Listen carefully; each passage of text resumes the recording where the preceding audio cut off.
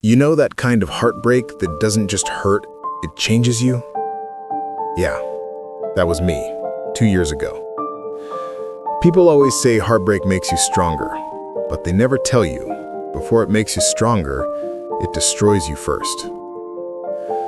My name's Daniel Cooper, 29 years old, from Manchester. Back then, I was living in a tiny flat in East London, working as a barista in the mornings and playing guitar at a pub near Camden at night. That's where I met her. Emily Shaw, a literature student from Bristol, with a smile that could stop a storm. She came in one night, ordered a flat white, and said, "You've got sad eyes, you know that?" And I laughed, like every idiot in love does. Because when someone sees you for the first time, you forget how to guard yourself. We fell fast. Days spent at Camden Market, nights walking along the Thames, cheap wine, shared headphones, the whole bloody cliché. She'd read poetry, I'd write songs. We thought we were different, but love in your 20s always feels like the first time anyone's ever loved before, until it doesn't. It started small. She stopped laughing at my jokes. She started replying to texts a bit too late. Then one night, after my gig, I saw her outside the pub talking to this guy. Tall, blonde, looked like he'd been born wearing a suit. I asked, "Who's that?" She said, "Just a mate from uni." But I knew. I bloody knew. A week later, she stopped coming around. Then one night, I got a message. "Dan, we need to talk."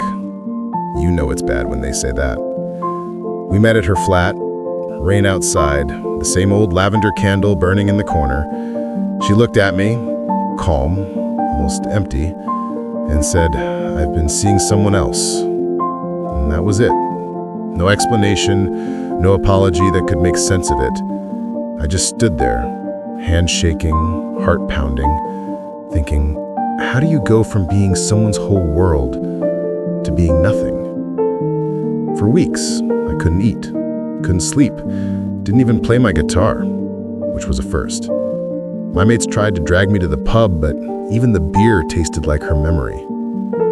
There's this kind of silence after heartbreak, not quiet, but hollow, like everything in your life still moves, but you've stopped existing inside it. One night, around 3 a.m., I walked to the old bridge near Waterloo. It was raining, typical bloody London weather, and I just stood there, watching the lights ripple on the Thames. And I thought, if I disappear right now, would anyone even notice? Then a homeless guy I'd seen around looked at me and said, "You're all right, mate? You look lost." And I just broke. I sat down beside him and cried. No words, just tears and rain mixing on my face. He handed me half his sandwich and said, "People leave, mate, but the world don't stop. You shouldn't either."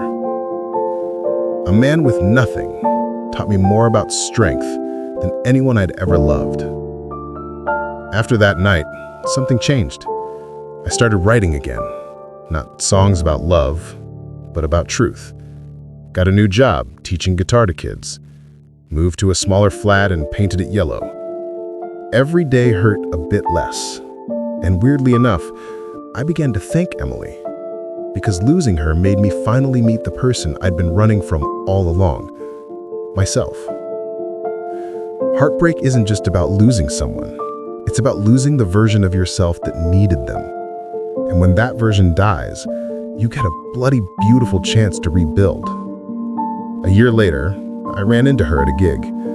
She smiled, said she was sorry. And I smiled back, not because I forgave her, but because I'd finally forgiven myself.